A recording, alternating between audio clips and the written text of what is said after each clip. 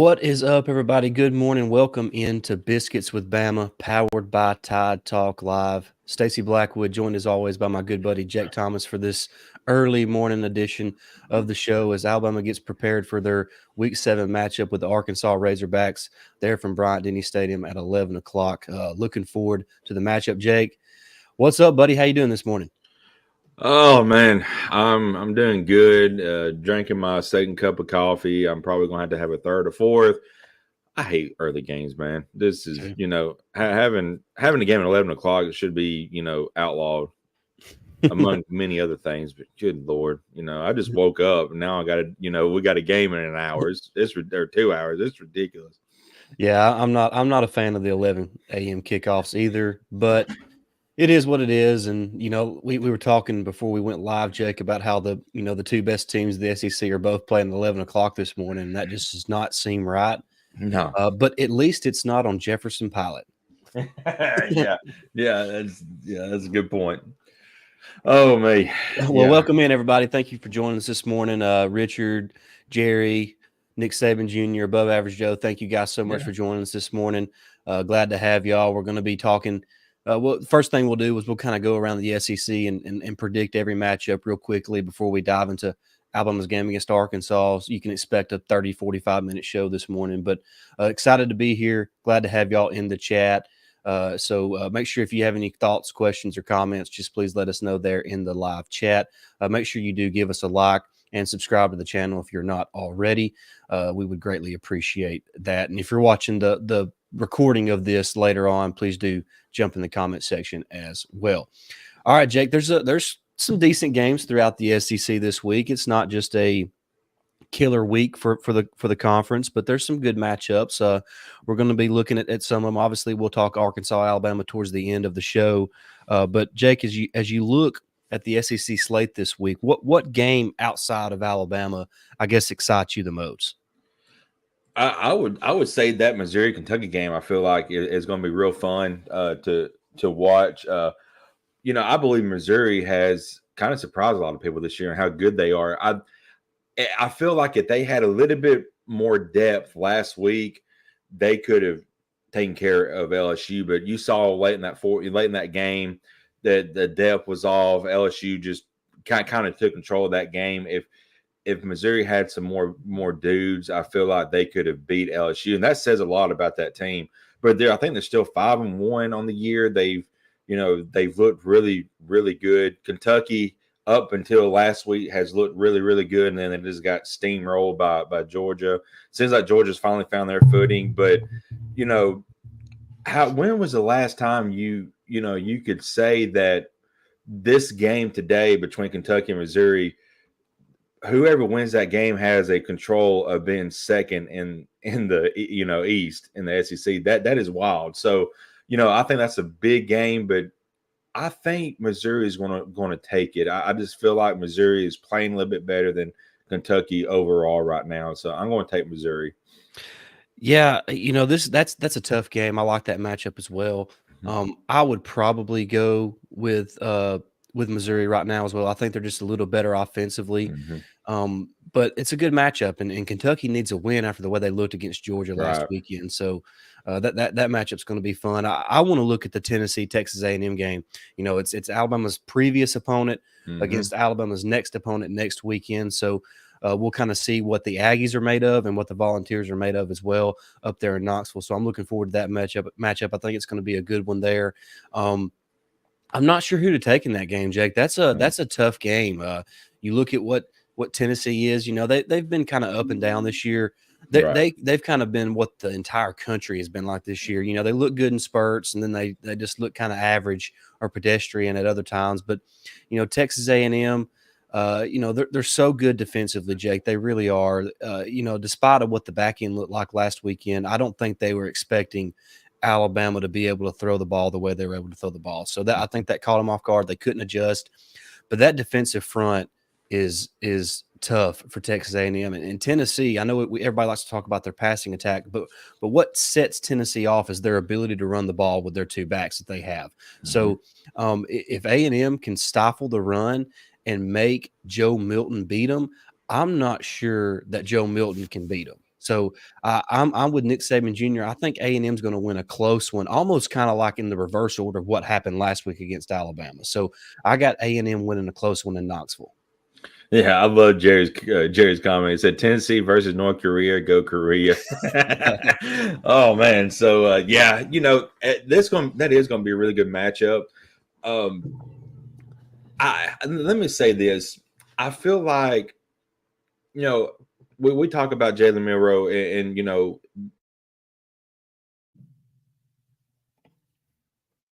I think we might have lost Jake for just a second there, or me one.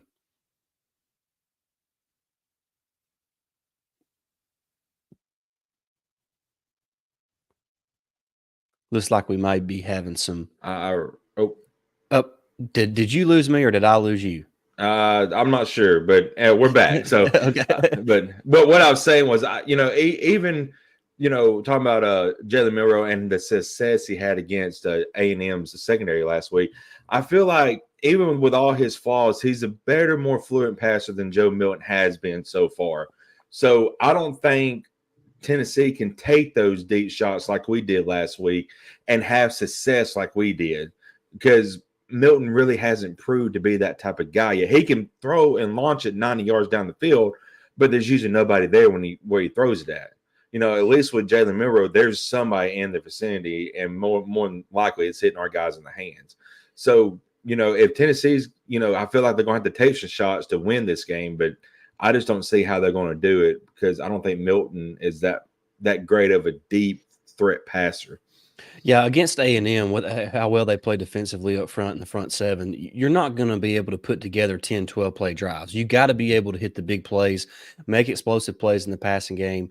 And I'm not sure Milton can do that consistently enough, like you mentioned, Jake, to be able to beat Tennessee. But Tennessee's a little better on defense than I think this year than what they've been the last couple seasons. So, I think special teams could play a big factor. I could see a Nye Smith making another big play on a punt return or a kick return, so that'll be interesting to watch. But I do think because of how well A&M plays defensively, and they really need a win, Jake, and I really both teams need to win this game. This is an important game. I mean, you can say that about everybody, but this is an important game for both of these teams. So, but I just for some reason I got it in my gut that A&M is going to pull it off on the road. Yeah, it's going to be a really good game. So I'm interested in I'm going to keep my eye on that game. I forgot what time that comes on. Is it that's the 2:30 CBS game? The 2:30 game. So Alabama should be ending right around when that one starts, we should be able to watch a good bit of it. So yeah. All right. Next, also playing at 2:30 is Florida and South Carolina. Jake, this is one of those games where Shane Beamer has really lifted and raised the expectation levels at South Carolina. And, they're sitting at 2-3, Jake. And if they don't win this game, they're 2-4. And, it's their season's looking a little bleak after that. So they need a win big time at home. And I feel like South Carolina is gonna get a close win over the Gators today. Yeah, I think that spread's like 2.5. So I mean, it's just a it's pick 1.5 now. 1.5 now. Okay, so it's pretty much a pick 'em game. But the way I look at picks is I look at the home team, and I just automatically say, okay, well, them being at home automatically gives them a touchdown lead. And then I look at the opposing team and say, they good enough to counteract that that touchdown lead and maybe win the game. I think being at home, and I agree with you, Stacey. I think South Carolina's going to win a close one. This feels like maybe a 3 to 7 point game, honestly. And I feel like South Carolina, and you're right. I really like Shane Beamer, but if you go down to 2-4, and you still got Kentucky you got to play. You've got to play Missouri still. We talked about them teams Clemson. You're looking at 6 losses, and who knows? You might not even make a bowl game after that, after having huge expectations coming in on this season. So this is a must win, I feel like, really for both programs. Yeah, I mean, no doubt about it. No doubt about it. Jake, next there's a game in Baton Rouge between Auburn and LSU that to me is really one of the more intriguing games because look, LSU has a great offense. Jaden Daniels is the best quarterback in the SEC. He's playing phenomenal. He's really carrying that team right now, Jake. But defensively, LSU is atrocious. Mm-hmm. And look, Auburn plays good enough on defense that they're going to kind of stick around in every game that they play.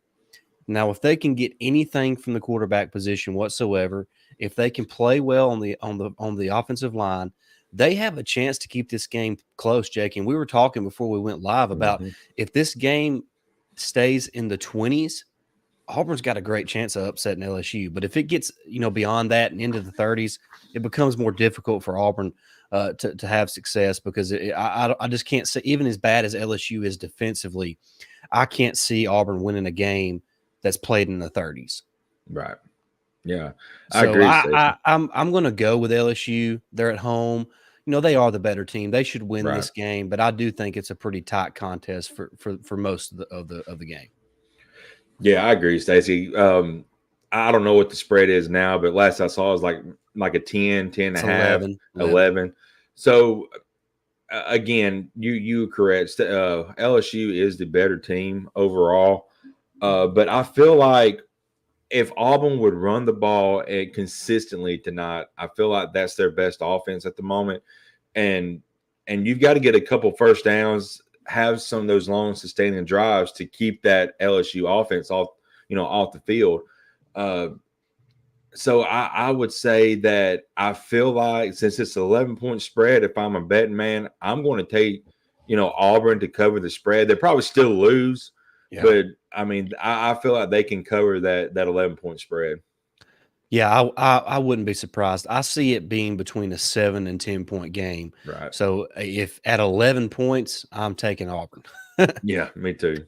But I do think LSU wins a close one there, probably Mhm. 31-23, something like that. So, Yeah. but I think it'll be a good game down there in Baton Rouge. Mhm. All right, Jake, let's go to Alabama, Arkansas, what all these guys are here for. Yep. Jake, it's going to be a fun matchup. Arkansas, let's just start with those guys, Jake.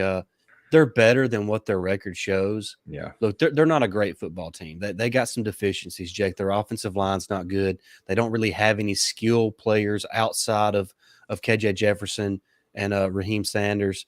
So offensively, they're limited. They're not going to make a ton of offensive or explosive offensive plays. So that's not good. That's not a good recipe against Alabama.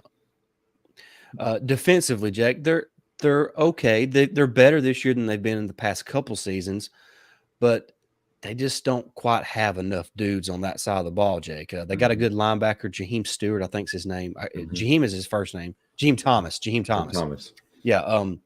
But they got a couple dudes over there, Jake, but they just don't have enough. So it's just one of those games where, even though Arkansas is better than their 2-4 record indicates, because they've had a chance to win all but one of those games that they've lost, they just don't have enough dudes to keep up with an Alabama team that's beginning to play some of its best football of the season. Yeah, I agree, Stacey. I feel like, I really like Sam Pittman. We've talked about this many times. Really like Sam Pittman, but the issues, offensive that they've had this year, it's going to, I feel, unfortunately cost him his job, it feels like. But I feel like he's going to find another place, probably like in a G5 school, because I feel like he's shown enough and has improved that Arkansas team while he was there compared to where when he come in, where it was at. He deserves another, job, head coaching job somewhere. And I feel like he'll get it. But today's matchup, I just don't see how Arkansas matches up to Alabama in any phase of the game. I know KJ Jefferson, they're going to rely on him a good bit in this game, but we have, the inside linebackers that we have now, they can run sideline to sideline. They can get after you. So if he scrambles out of the pocket, I feel like they're fast enough to go out and attack him. So I really see Alabama having a complete game. And that's really what I want to see is Alabama have a complete game from start to finish, none of this, 2 or 3 series where we go 3 and out. Just have a complete game, start to finish, and then get ready for third Saturday in October. Yeah, it's one of those games, like you said, just Alabama needs to come out and do what Alabama does in this game, Jake. I mean, they're a better team than Arkansas. They're playing at home. Arkansas is reeling. Alabama's got some momentum. Now it's time to show that you can be a complete team and put together a 60-minute game. So that's what I'm looking forward to most. Let's get to the chat, Jake. I see you've highlighted a couple there. So it's Webb's Roll Tide 89 says, "Hey guys, can y'all go over playoff scenarios? It looks like it's going to be a difficult decision for the committee." Yeah, there's just still so much ball to be played. Like, I mean, Alabama just needs to. In terms of Alabama, just win. I mean, if they win out, win the SEC, beat Georgia for the SEC championship game. I mean, I don't imagine a scenario where they're not in. The Pac-12 is going to beat up on each other. There's not going to be there might be one undefeated Pac-12 team by the time it's all said and done. But the ACC, Florida State to me is going to have to go undefeated to get in. I mean, because the ACC is just not that strong. Big 12 wise, you got Ohio State. You got our Big 10 wise, you got Ohio State and Michigan. Both those teams, one of those teams is going to get in most likely. Penn State's also playing well, so we'll see what happens with those guys. There's just so much season to be played, Webbs, and so it's hard. It's difficult because some of these teams are going to play each other. Like Ohio State, Michigan's going to play. You got Washington and Oregon playing tonight. So USC and Notre Dame played tonight. So there's still so many games that have to be played. So it's hard to really shape a scenario right now. But in terms of what Alabama needs to do, just win out. If Alabama wins out, they're going to get into the playoff. Yeah, I agree, Stacey. Just win out. And if Georgia wins out and then they play in the SEC championship game against Alabama and Alabama beats them, Alabama has a win against the number one team in the nation. Because if Georgia wins out, they're not going to lose their number one ranking, I don't think. So I wouldn't think. The only way I see them losing that number one spot, Jake, is if Michigan and Ohio State are both undefeated in that final regular season matchup, and one of them just boat races the other. I think that would be enough to catapult that team to the number one ranking. Because I mean, the truth is Georgia hasn't. I mean, Georgia's played Kentucky, right? And that's it. That's it. So, but. Let's get to some more in the chat, Jake. Jerry Black wants to know if Arkansas's running back Rocket Sanders is healthy. He's not listed on the injury report right now. I know he's been banged up all season. I would venture to say he's not 100%, but he's going to play. Yeah, like Richard says, hit that like button. Yeah. Skip said, I have been watching ESPN, CBS, ABC, Fox sports shows. Seems to me they're trying to keep us out of the playoffs. I keep hearing Bama fatigue. You've been hearing that since the first day Saban come on board about the Bama fatigue.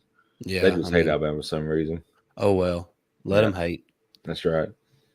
Whew, I just can't see a scenario, Jake, where Alabama goes 11 or 12, it'd be 12-1 with a win over Georgia and not get in. Yeah. Clint thinks it's going to be a close game today. He's got 31-24. I think Clint also said A&M was going to beat Alabama. Ah, that's right. Clint is our resident pessimist. Yeah. So, Richard said, "Don't get a handle. I'll get you some wings. What's your flavor?" Oh, I like wings. Yeah. Even at 9 o'clock in the morning, I could down some wings. I don't care. You can eat wings at any time. I'll get up in the middle of the night at midnight and go eat some wings, cold or hot. It don't matter. Nick Saban Jr. says 34-17 Bama. Love that. Everybody keep giving us your score predictions. And give us while everybody's typing away in the chat, give us your players to watch, who you think is going to be the MVP of the game for Alabama, both offensively and defensively. And there's no real news on Malachi Moore, James Burnett. I mean, I know Coach Saban called them game time decisions. I don't imagine either one's going to play. Yeah. I don't see the need in it. I mean, the truth is Alabama shouldn't punt more than about 3 or 4 times in this game. Right. Shouldn't. And 2 of those probably late in the game when we're just trying to run the clock out, probably, if I have my guess. I want to ask the chat this because I brought this up in an article this week on Roll Tide Wire about Justice Haynes, Jake, and we've talked a lot about it on our show. But do you think this is a week that Justice Haynes gets some, meaningful snaps for Alabama? I'm asking you, Jake, and I'm asking the chat as well, by the way. Which I think we might have lost Jake for just a second there. So, yeah, let me know in the chat what you guys think. Do you think Justice Haynes, get some meaningful snaps for Alabama today against Arkansas, because I think this running attack needs a jolt. I like Jace. I like Roydell. They've each had a 100-yard game this season, so that they've shown that they're capable. But and I think, and even Coach Saban mentioned a little bit in the Nick Saban show, or Hey Coach, I mean, on Thursday night, that uh, all the blame on the rushing problems has been shifted on the offensive line, and that's not entirely true. There's been plays to be made. Sometimes the backs aren't pressing the hole. Sometimes they're not hitting the right hole. Sometimes they're being a little too patient.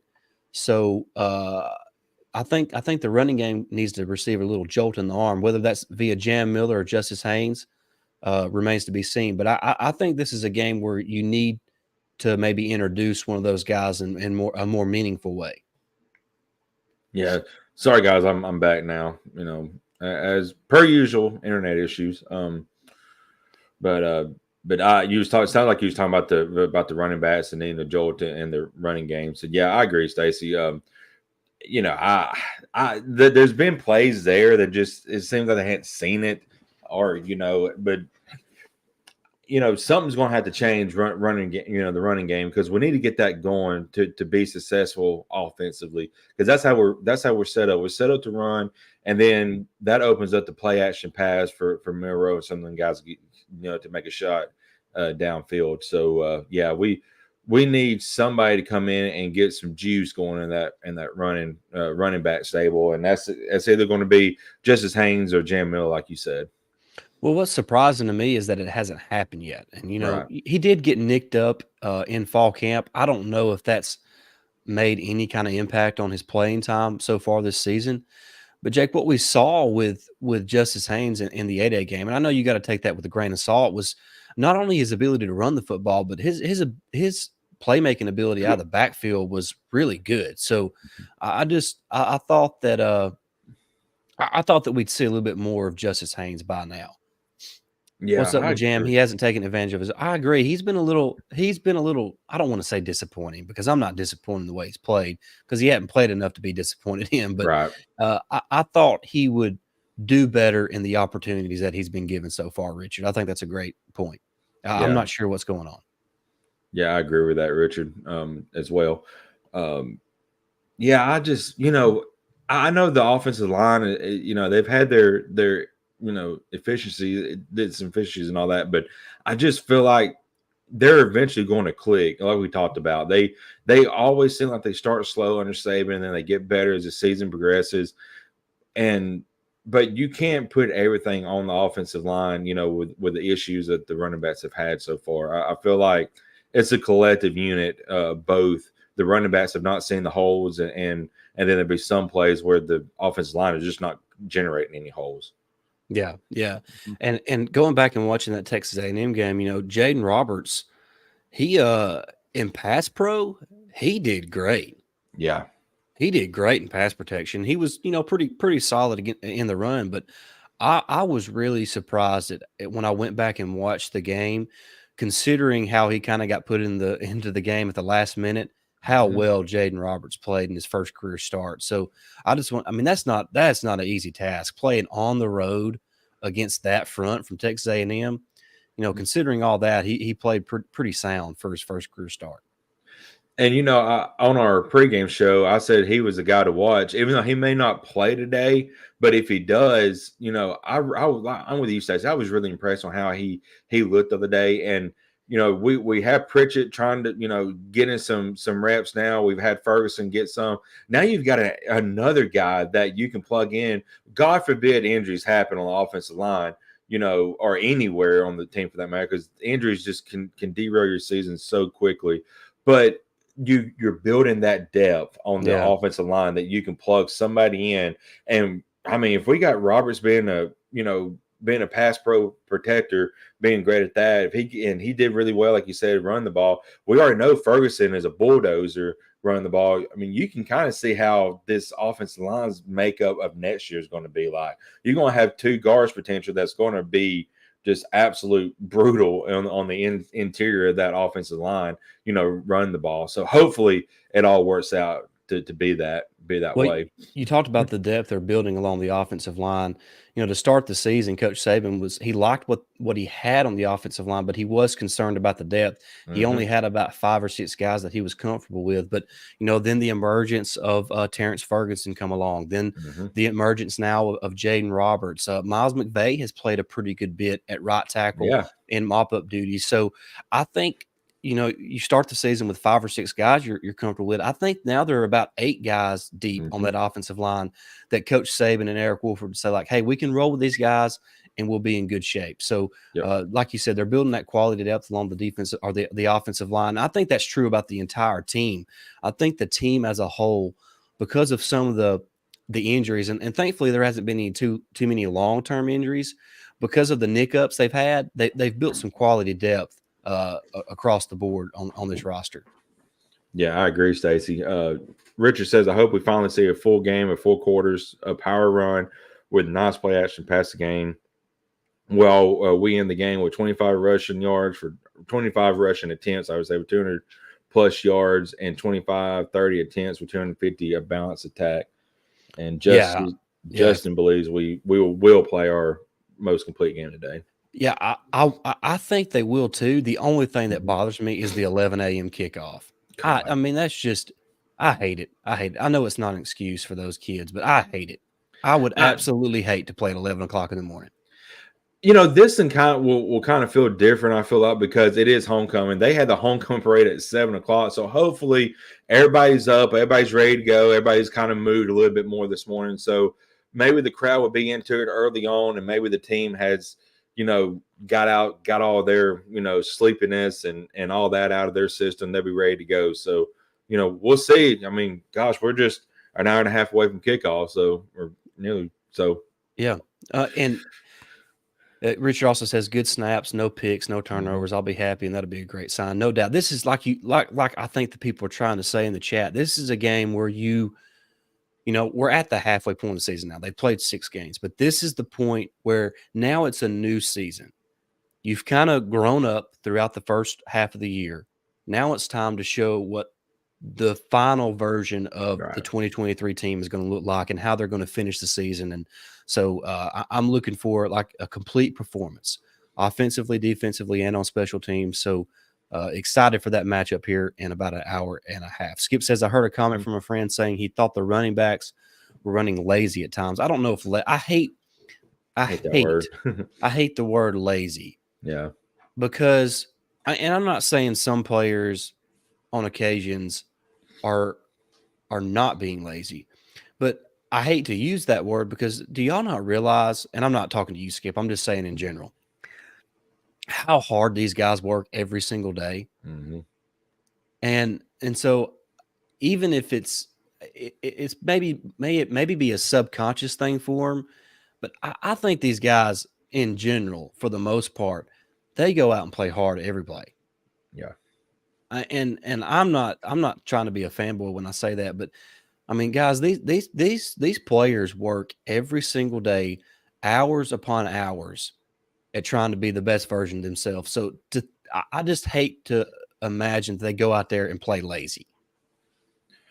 Now Yeah. they may subconsciously play, uh, you know, lackadaisical for lack of a better word, like not careless, just maybe subconsciously they're not all the way into it yet. Hmm. So I don't ever want to refer to a player as playing lazy because I'm not there, I'm not in their head, and Hmm. they put in a lot of work to go out there throughout the week to then go on Saturday and play lazy. Right. I just sometimes they're just not at their best. They're not going to play their best every single play. Yep. And I want to go off of that, Stacey. And I hate seeing people bash players on social media, stuff like that. I mean, and I have said this time and time again. They're 18 to 20-year-old kids. They're kids. You got to remember they're having to juggle playing football, going to class every day, doing homework, doing going to workouts, trying to have a social life. I mean, all this stuff they've got to juggle, and then they go out on a Saturday and they may not play up to what we expected them, and then everybody's going to start bashing on social media like they're terrible and all that. Come on, guys, we don't need to be those type of fans. I agree. That fires me up more than anything. I know it. Richard says, blank, shower, and shave, Yeah, eat breakfast, start domination. That's yeah. the Alabama clip. That's pretty much what That's all what you has got happened. time for. Pretty much, You yeah. may not have time for the first one. You may just have to get in the shower. Yeah, well, ooh, do that in the shower. Hope not. I hope it's an open drain. If it ain't, you're in trouble. Oh, yeah, that's okay. That got gross quick, but Yeah, it did. all right, Jerry, guys. You go. Yeah, Jerry says we all need to remember that our team is very experienced. Yeah, but they're I mean getting now, better. you know, that part is they played 6 games this year. They, you know, they're getting experience now, And they're not the final product yet. Yeah, I mean they're not a finished product at all. No, not at all. Jake, before we, I have something I got to do before the game kicks off, so can't stay too much longer. So, guys, if you're watching, if you haven't already, drop your score predictions, drop your players to watch for the game, and we'd love to see what you have to say there. Jake, before we wrap it up, I want to ask you if there's one thing that you want to see from this team today, what would that be? I think I said it earlier, Stacey. Just compete all 4 quarters. Let's have a consistent time on offense. Let's move the ball consistently. Let's not, shoot ourselves in the foot with pre-snap penalties. Get ourselves behind the 8 ball, and then have a, try to get a 3rd and 12, situation where we're going to have to do something, and Arkansas can pretty much knows what we're going to be doing in that situation. They can go attack. Let's keep it within maybe 3rd and 3, 3rd and 2. Give us an opportunity on offense to sustain first downs consistently, and let's just go out there and have fun. This team is starting to come together, especially offensively. Defense is just amazing, but offensively, I feel like it's getting better each and every week. We just got to go out there and start proving it to not only ourselves, to other people, but not to ourselves as well. Because I feel like once this Alabama offense starts clicking, we are still the best team in the nation if they're clicking on a high level. Yeah, and what I want, Jake, is, and I kind of mentioned a minute ago, this game right here is where you can set the tone for the second half of the season. You're playing a team that you have more talent than. You're a better team. You're at home. You're playing in front of your hometown fans on homecoming. It's time to establish the dominance. Right. And so I'm with you, Jake. I want to see a consistent 60-minute effort from the team, both offensively and defensively. See the offensive line generate some push in the running game. See those backs hit the lanes. Be patient. Press the holes. And also, Jake, offensively, real quick, I want to see Alabama continue to feature the duo of Burton and Bond. It sounds like a law firm, but it does. But I want to see those 2 guys continue to play at a high level for this offense, because it's going to get that when you have 2 guys you can throw to like that, it gives the quarterback so much confidence, and that's what Milroe needs as he continues to grow and develop as a player. And like you said, stay ahead of the chains. Mm-hmm. Don't get pre-snap penalties. Don't take needless sacks, and just stay ahead of the chains. Rely on that running game. Hit the deep play action passes, and you'll take care of business. I have all the faith and confidence in the defense that they're going to do their job and get it done. So looking forward to that. Yeah. All right, guys. Yeah, go ahead, Jake. I just want to say, above average Joe said penalty free would be nice, and I agree. That's one thing that I want to see. Penalties happen, I understand that, but it's the pre-snap. Those are the mental ones that you can't control.